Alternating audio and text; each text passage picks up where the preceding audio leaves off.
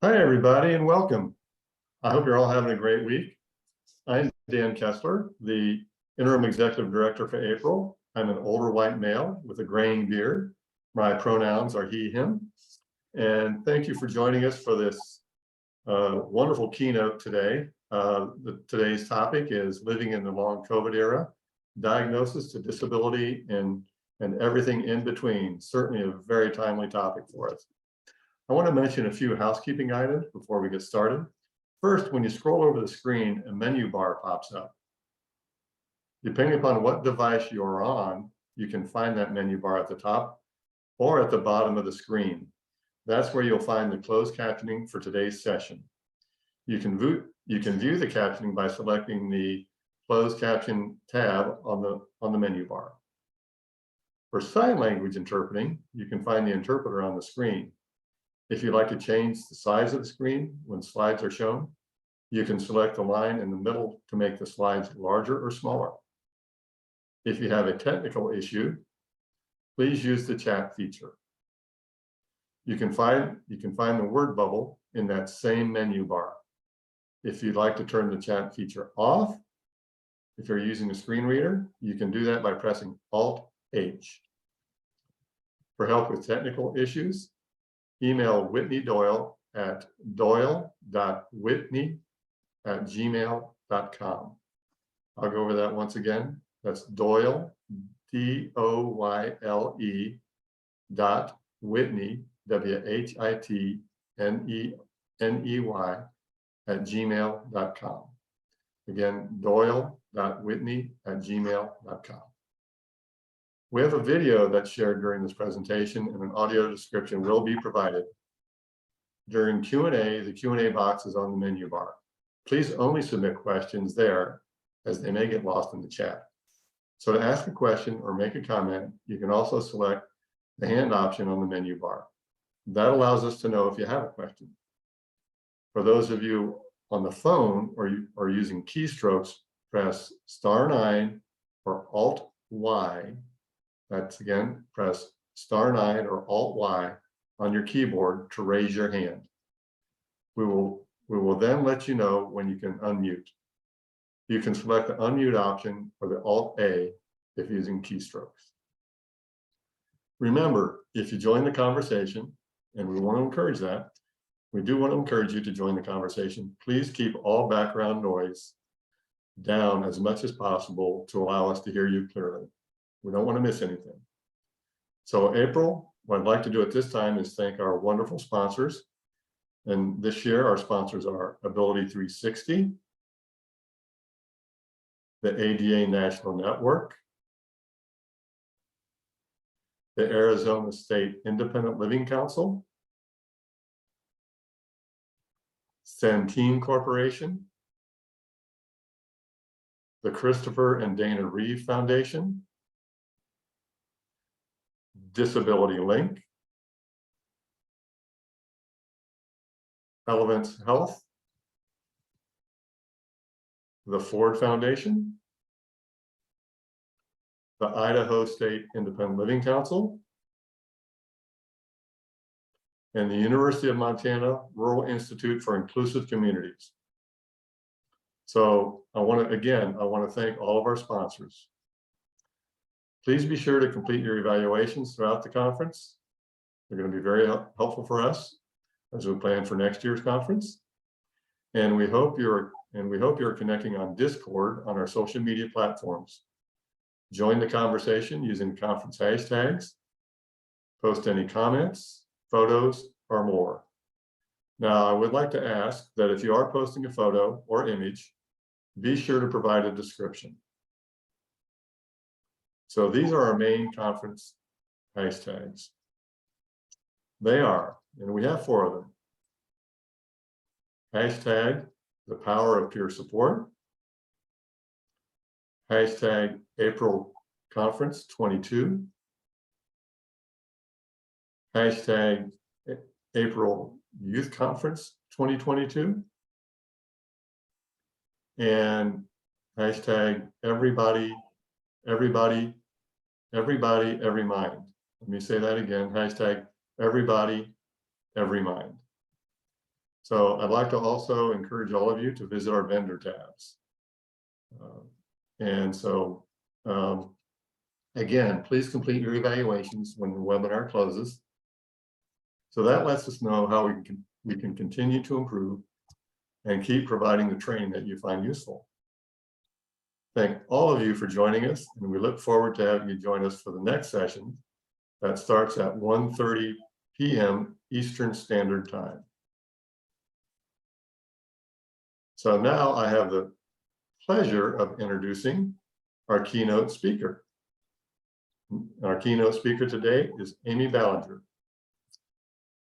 And I'd like to say a little bit about Amy before she speaks. Amy is a lifelong Kansan with a degree in marketing and broadcast journalism from the University of Kansas. I'm told she's a very proud graduate of the University of Kansas and worked in educational settings, including Baker University, before moving into self-employment and finally transitioning to nonprofit disability services in 2016.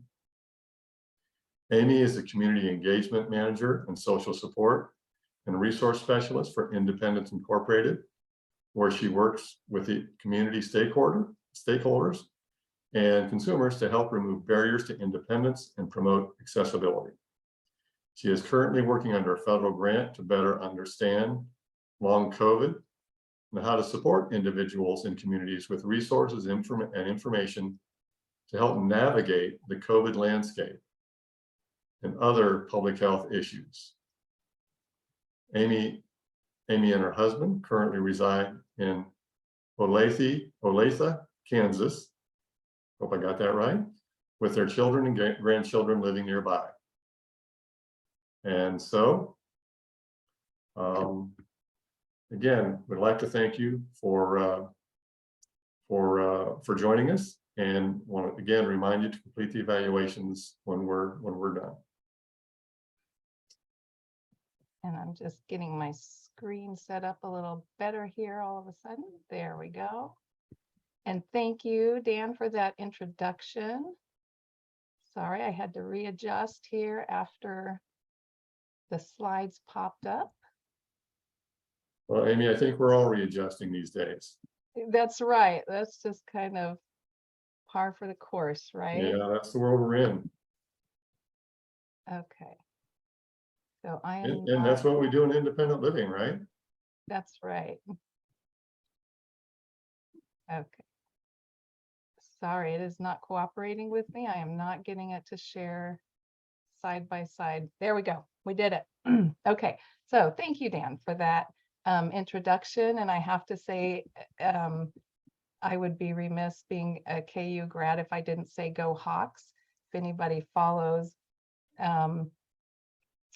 college sports, KU is now at the top of the game for the first time in probably the history of Jayhawk football. So we're pretty proud of that around here. I do want to make a note that the position that I'm kind of presenting under is the social support and resource specialist position.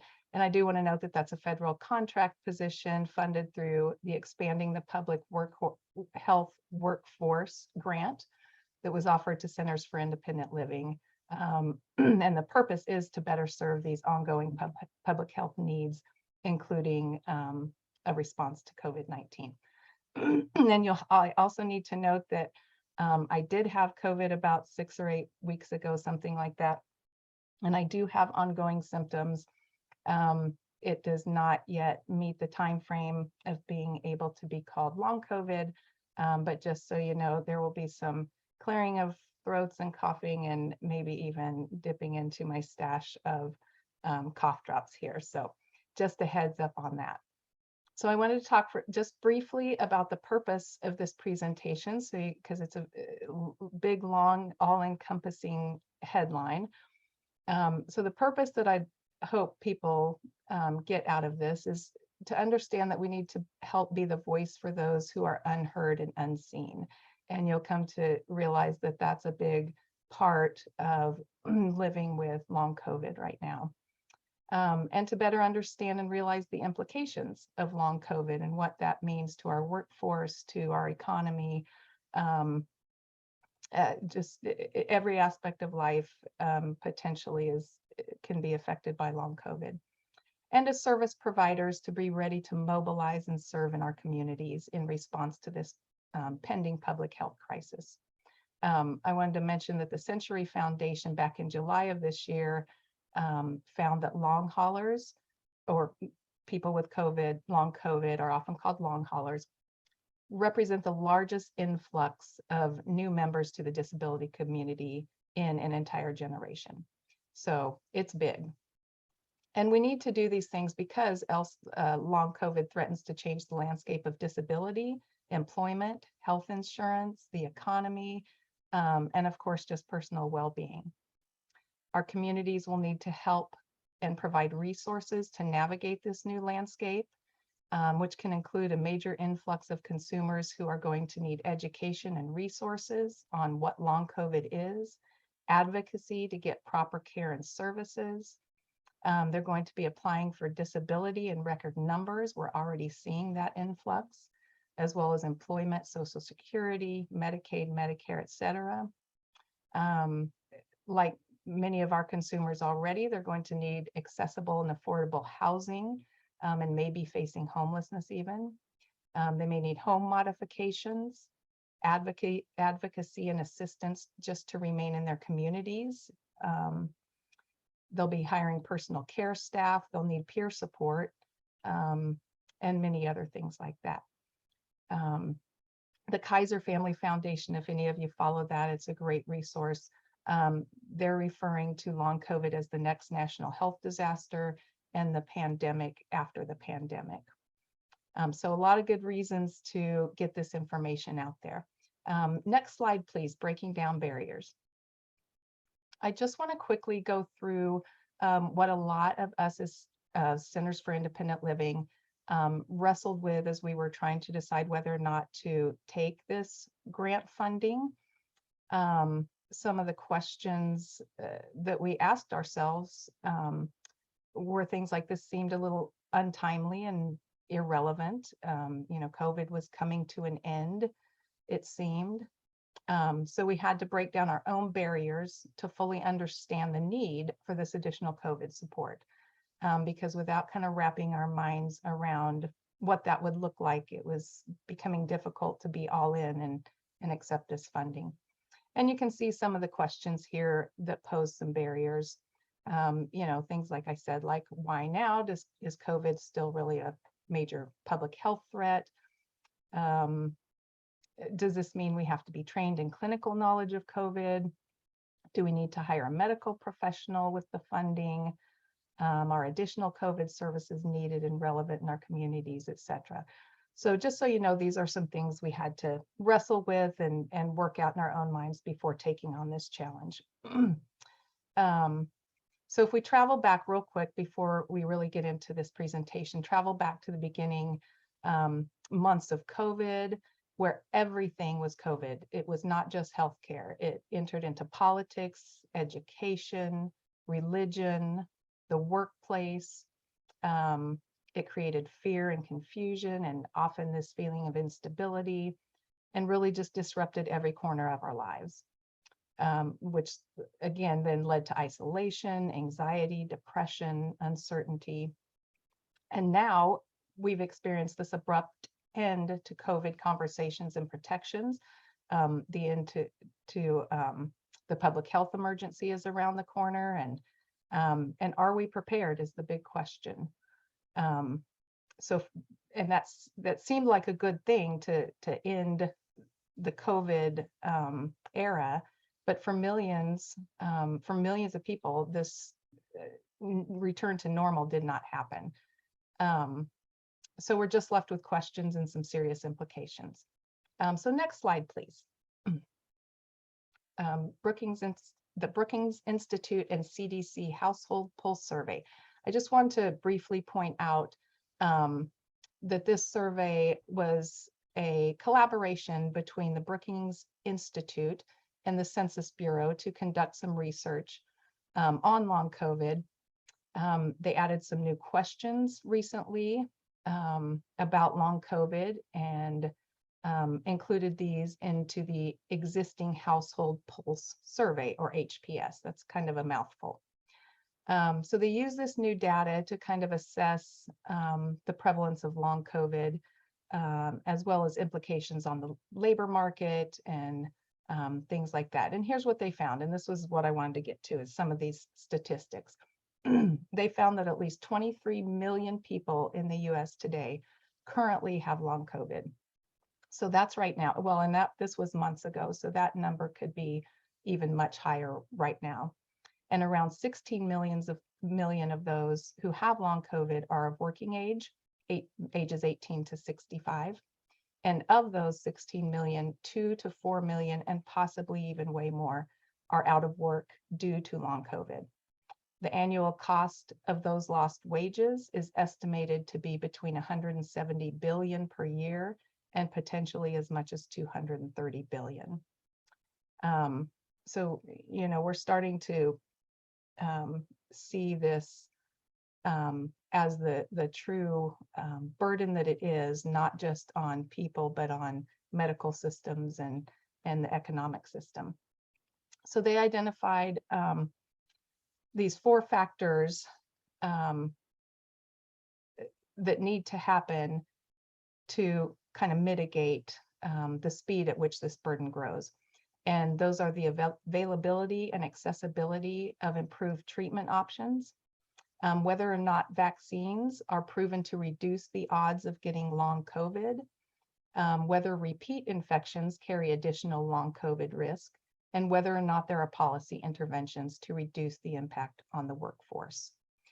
And we'll talk a little bit more later in the presentation about mental health, but we certainly can't leave that out. The statistics in this Pulse survey showed that 30% of the US population reports pandemic-related frequent symptoms of anxiety and depression. And this is compared to only 10% back before the pandemic. So we're at 3 times the rate of anxiety and depression. And I would guess that everyone listening to this can relate to that either personally or know someone that has been impacted in that way. So next slide, please. Coining the term long COVID.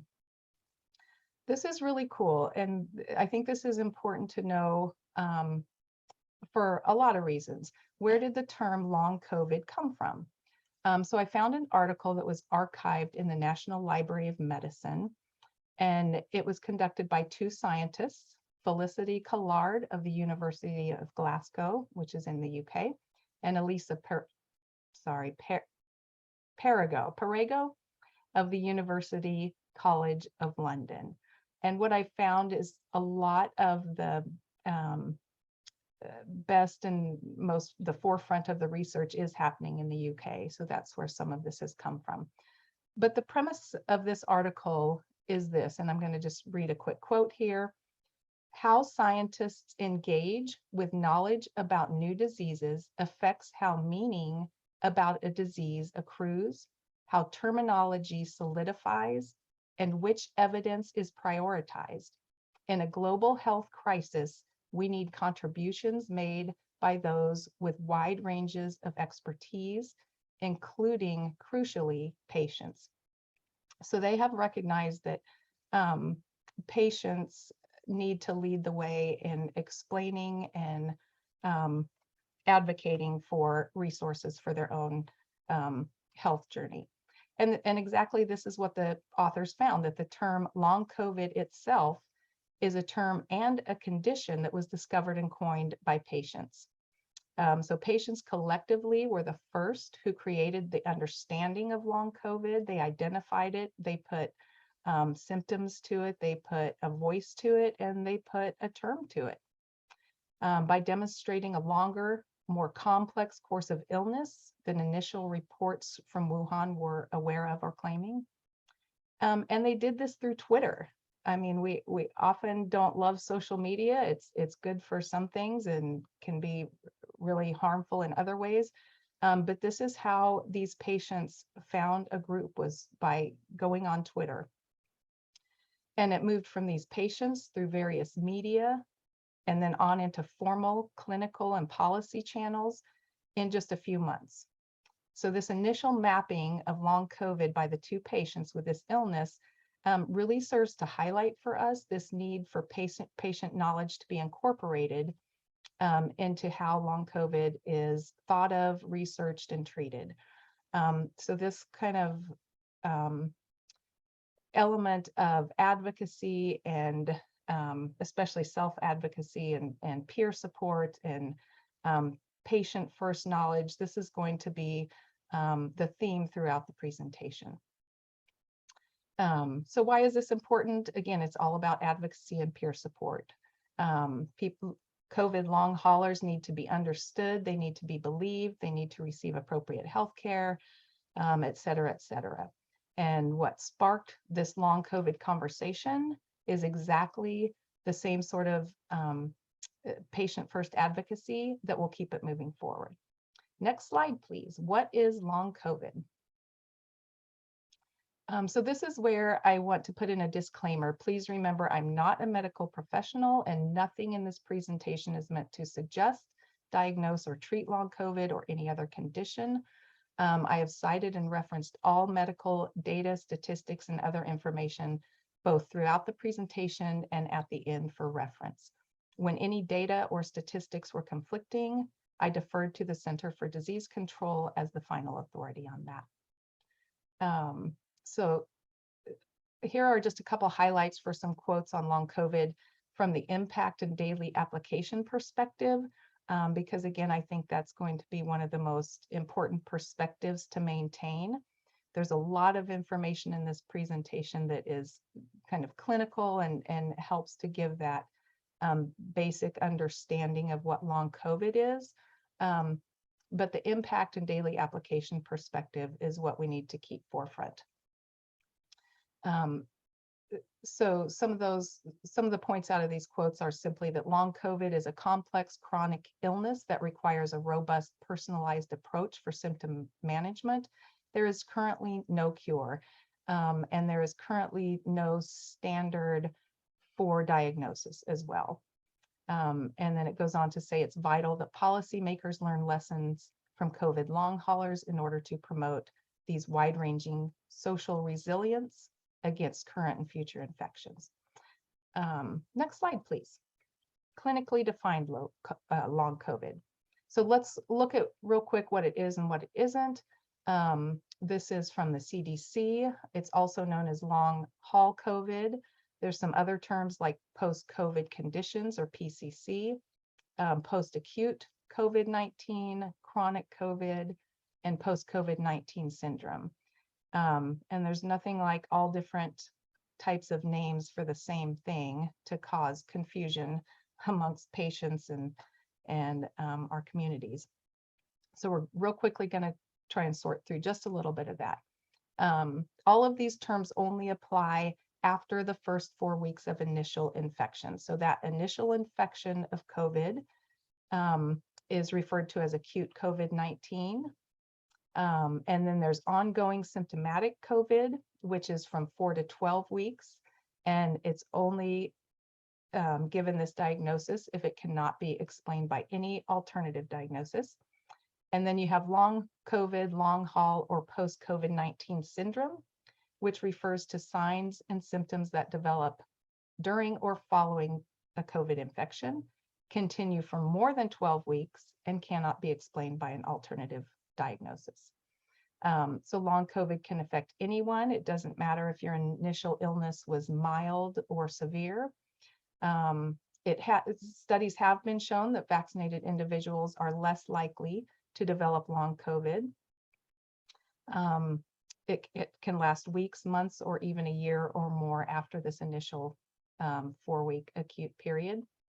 And signs and symptoms can be multi-system, overlapping, fluctuating, and may follow a relapsing, remitting pattern that changes over time and can affect any bodily system.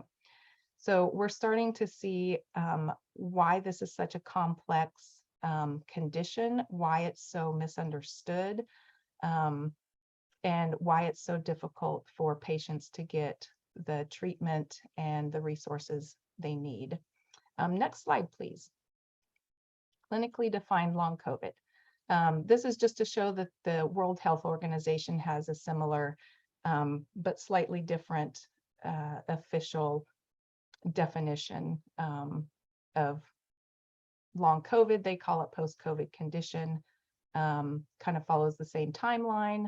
And again, just shows it can have an impact on everyday functioning. Next slide, please.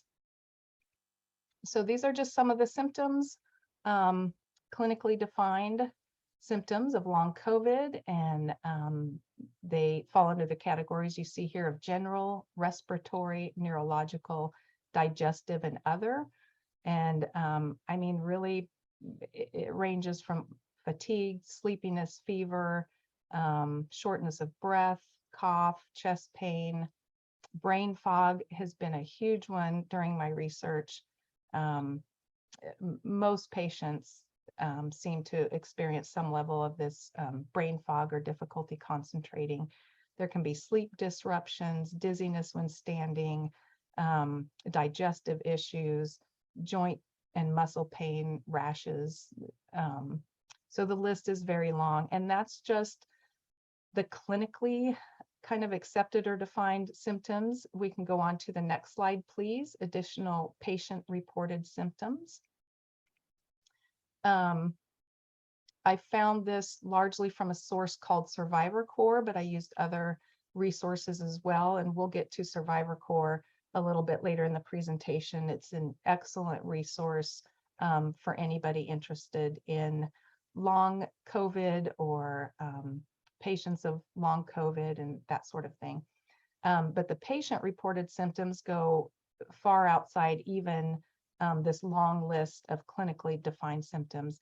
They can be sleep apnea, low blood pressure instead of just high blood pressure, hair loss, Bowes lines, which are these kind of horizontal ridges or dents in your fingernails that are indicative of illness and injury, severe vomiting, so not just kind of these normal digestive issues. Rib pain was a big one, ear pain and pressure and tinnitus, numbness in the back.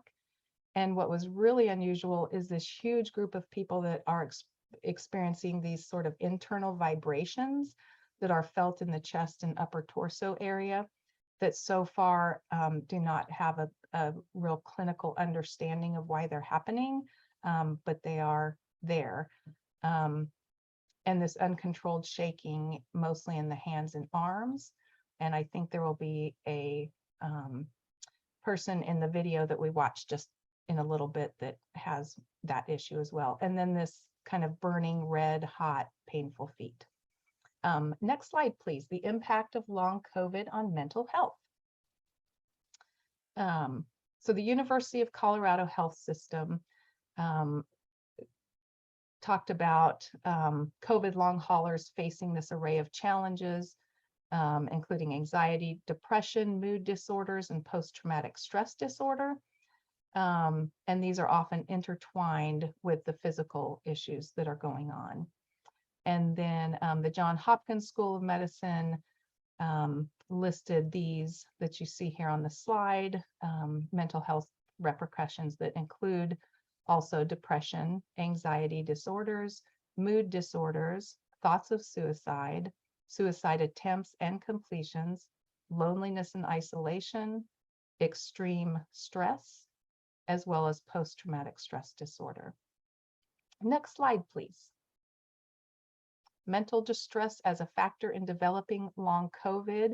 And you see here a probably middle-aged white female leaning up against what looks like a window to the exterior of her home, possibly, with just kind of a downward look on her face.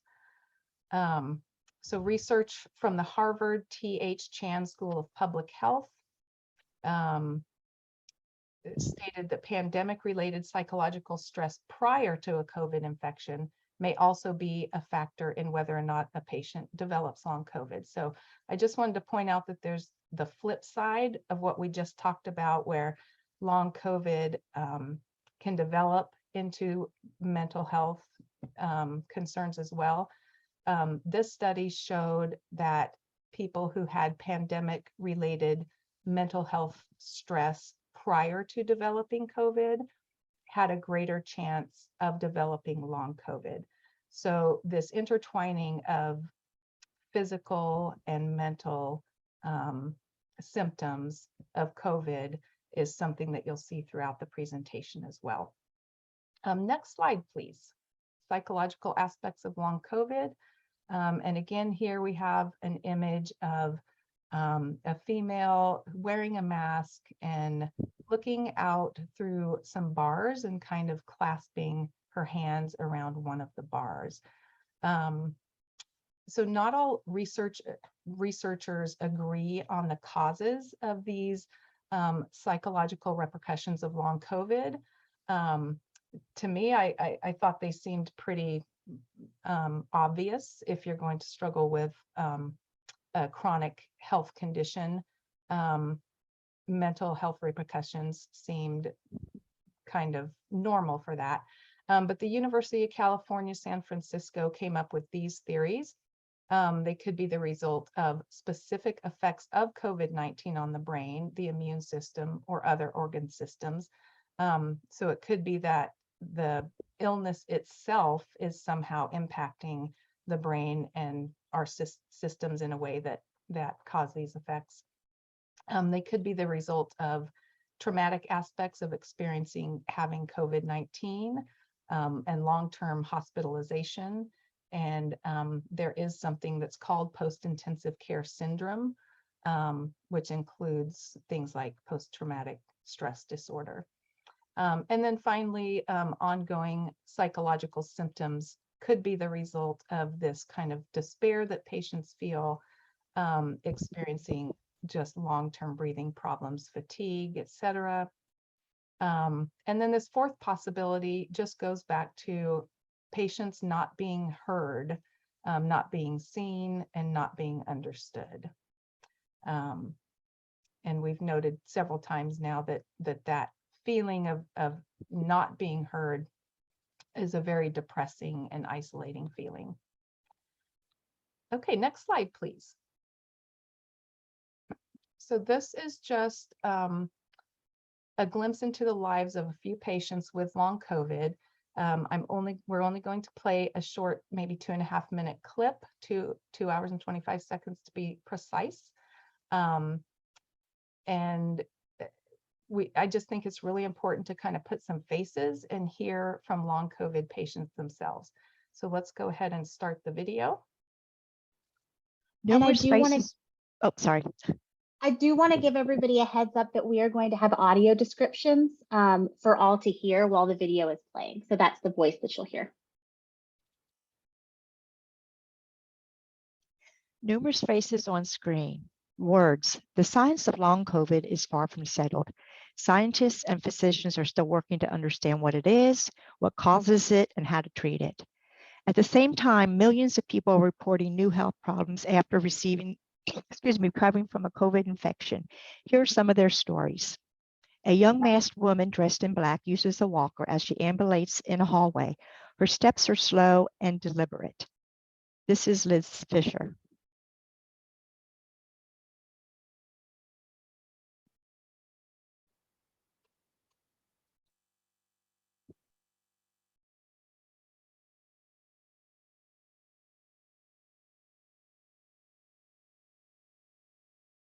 I'm sorry, I started too soon. They're still going through this. Here are some of their stories. And here we are, a young masked woman dressed in black uses a walker as she ambulates the hallway. Her steps are slow and deliberate. Liz Fisher.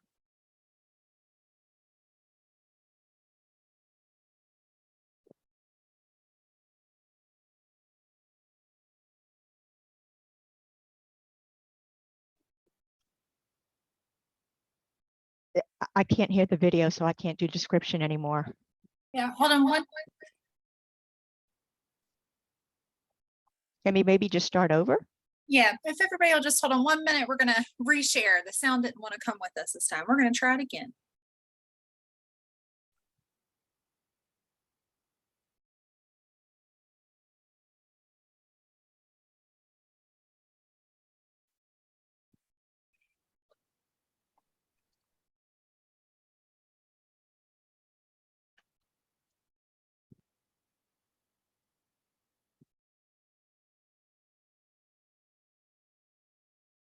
And if the sound doesn't come along, we can just go right past it and move on.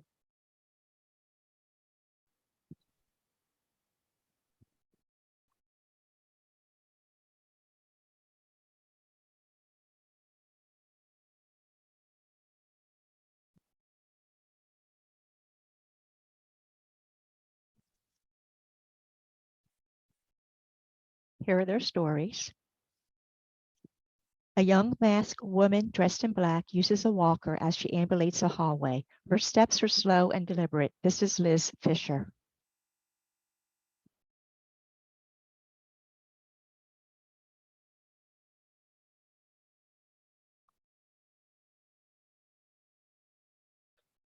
I think in the interest of time, we might want to just move on.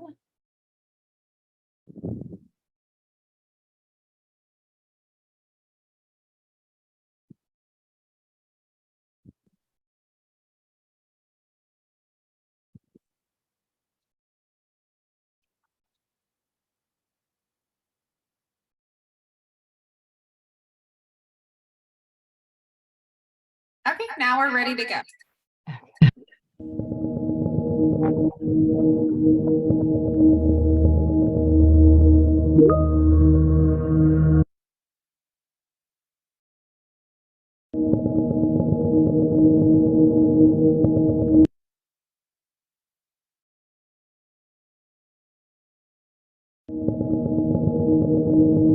The science of long COVID is far.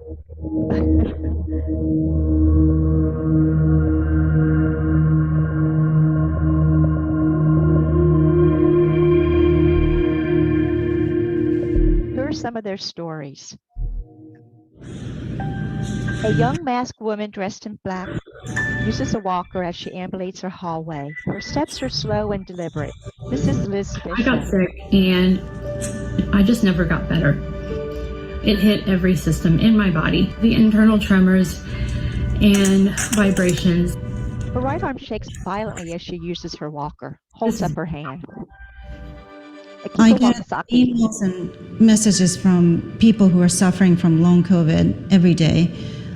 Some of these stories are very emotional and devastating. Tilly Adams. Sick all the time, belly aches all the time, leg aches, and then I get headaches, like pains in my eyes. I don't feel like myself anymore. I can't work, I can't drive. When I do drive, I feel like I am driving drunk. Exhaustion to the point where you can't remember your kids' names. I am formerly an ICU nurse and have not been able to do that in almost a year. I have horrible vertigo. The mental fog is like nothing I've ever experienced before. It's absolutely the worst hell you could ever imagine. Their lives have been ruined by long COVID, and they're no longer able to go back to work or work at the full pace that they were used to doing. Files of medicine. Stories are accumulating within me and drive me really to do more research and to try to find something that we can do to help the suffering of these people. There's urgency to understanding this disease because there are people suffering so much so that they are contemplating of taking their own lives to end the misery. Suicide headline. Stop one more person from such act of desperation, I think we would have done our job. COVID death notice.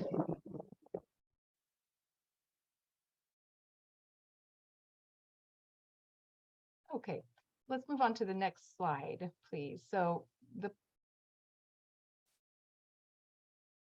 and I might skip through this in the interest of time, but I did just want you all to hear this part of this case study. This gal's name is Chantel. She was an RN. She's a 43-year-old female who got acute COVID, I believe back in April of 2020, and has since been suffering with long COVID symptoms. And next slide, please. So the article that this was featured in was called "Long COVID Sufferers Are Seeking Disability Benefits, and Will They Change the System?"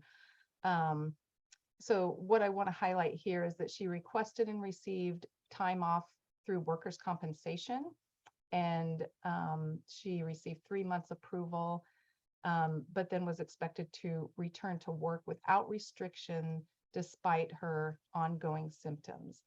She had 4 hospital visits cited between August and October, well after the initial COVID period. She had documented chest pain, rapid heartbeat, dehydration, and muscle spasms, all of which could not be explained by any other diagnoses. Yet in November of that year, a nurse practitioner at the health clinic where she worked determined that she was ready to return to work. She continued to get sick and was denied any further assistance. I did have some audio here, but it just goes further into this point of, and I think we're going to skip it because I'm looking at the time here and I still have a little bit more to go. So the audio was just, again, a patient, a different patient that was referenced in this article, describing the same sort of experience with having debilitating long COVID, but not being able to get approved for the benefits she needed at work, and just to continue to get the medical care that she needed. So next slide, please. Some people who survive. So long COVID as a disability, and I'll just quickly go through this. As disability advocates, we kind of already know this basic definition of disability. But I did want to note that as of July 21st, the Office of Civil Rights within the U.S. Department of Health and Human Services did officially determine and recognize long COVID as a potential disability, and thus protected under the ADA and these other acts. There was some expansion on what substantially limits means, and major life activities and such that kind of went along with long COVID. But basically this all just fits the definition that we understand already as disability advocates. Major life activities can include, but are not limited to, things like caring for oneself, performing manual tasks, seeing and hearing, eating and sleeping, walking, standing, lifting and bending, speaking and breathing, learning, reading, concentrating, communicating, and of course, just working. And as you look in this list and remember kind of what we've talked about and what we've heard from the patients themselves, their symptoms fall into these categories that limit their ability to care for themselves, to do manual tasks, et cetera, and on down the line. Okay, next slide, please. Will people actually get the benefits that they need? I think we've probably already discussed this quite a lot. The designation of long COVID being an eligible protection under the ADA does not mean that disability applications will be accepted and benefits received. And I think this is becoming more and more clear as more and more people have long COVID and try to get these applications pushed through. Much is still left to the discretion of the provider's interpretation of the symptoms. And again, this goes back to just not being believed or heard, or really just misunderstood. The experience that I've come to understand is a patient can try to best express what their symptoms are.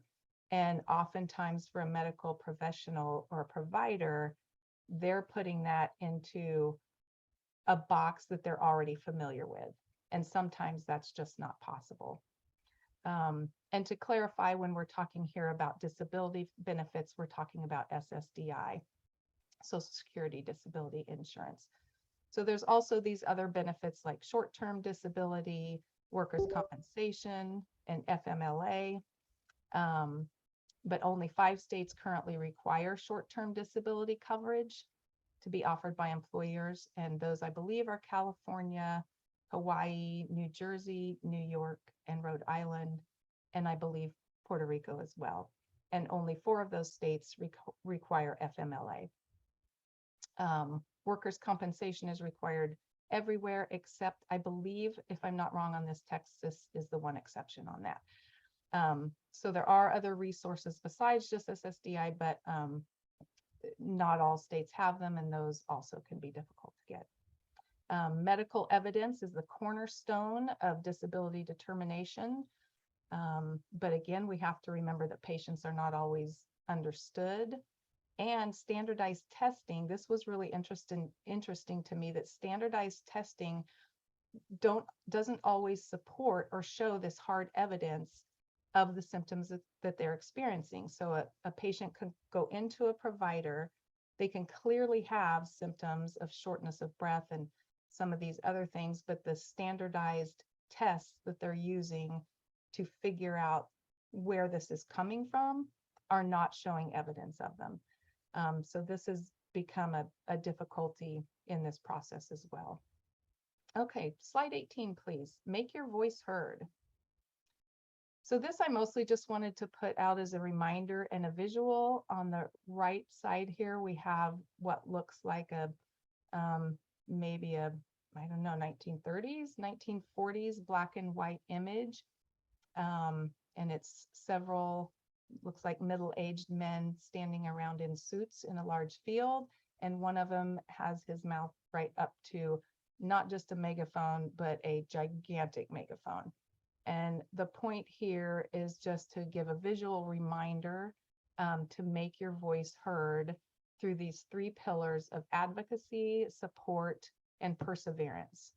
So I say advocacy, support, perseverance, then repeat. Those things just have to keep going on. And advocacy, of course, begins with self-advocacy, but service providers like Centers for Independent Living are there to offer additional advocacy and additional support to help people through this process. A good resource to know about, I'm going to stick this in the chat real quick because it's not on my resources. This was an extra that I found kind of late into the game.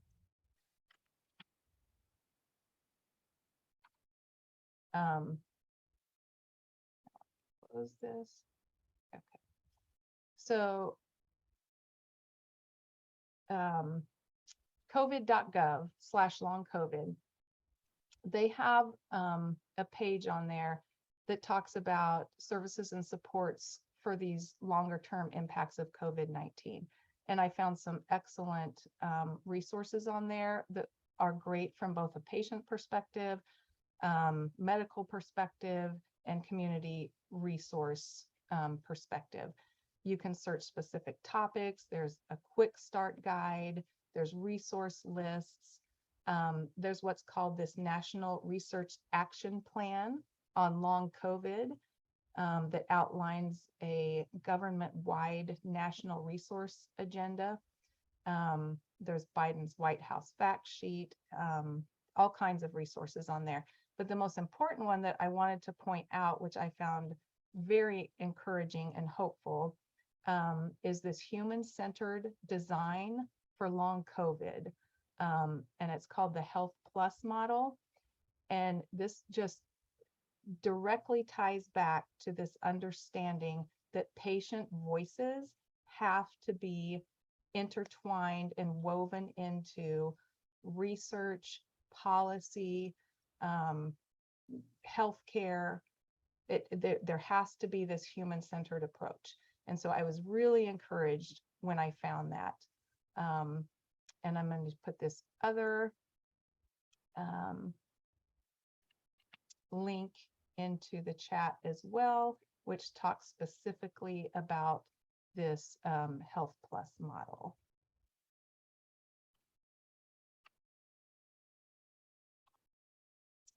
So those are good resources to have at your disposal. Okay, next slide, please. Tips for talking to your doctor.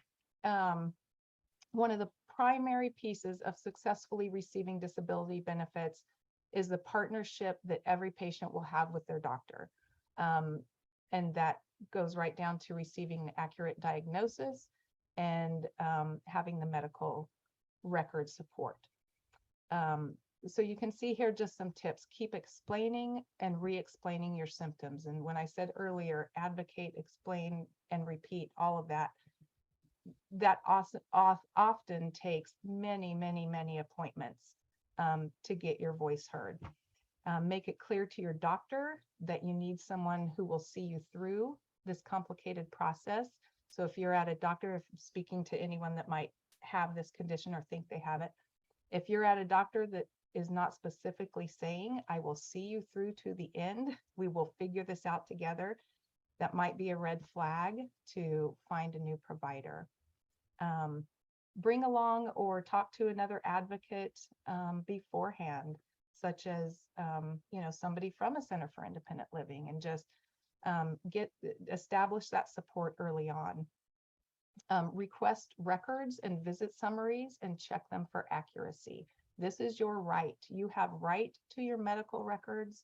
You have a right to request them whenever you want and check them for accuracy, because what you might think you're saying might not be what's being heard on the physician's end. Let's go ahead and go to the next slide because we are running out of time. Resources for long COVID as a disability. They're going to be here in the presentation, so you can go back to those. Next slide, please. How will the workplace adapt? Employers will experience the same influx of workers who either need accommodations, can't work their full schedule, or can't work at all due to long COVID. And there was a Center for American Progress report that did a survey of employers. And so let's go to the next slide, please. Employers are concerned, but are they ready to adapt? So this survey found, and you can see here, that nearly half of employers surveyed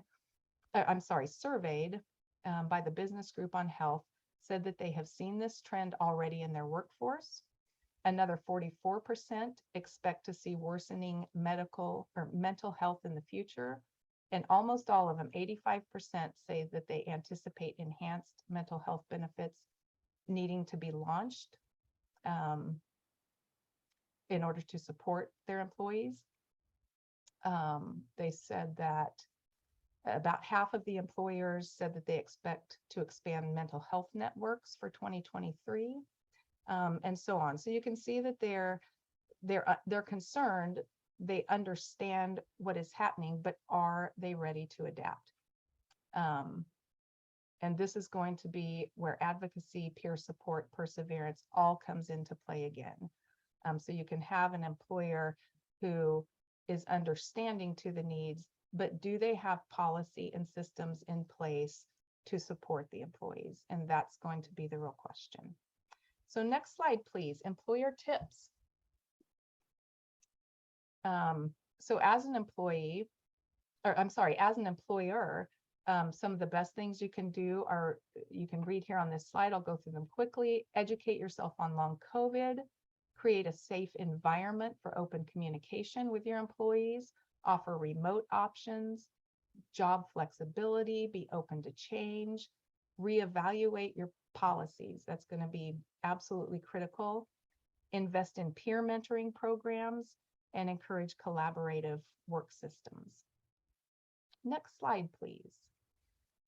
Slide 24 is additional resources for employers, and I won't go through these, but just know that there are wonderful resources. The Jan Job Job Accommodation Network is one of the best places that employers can go to get some guidance, and you can see these other resources here as well.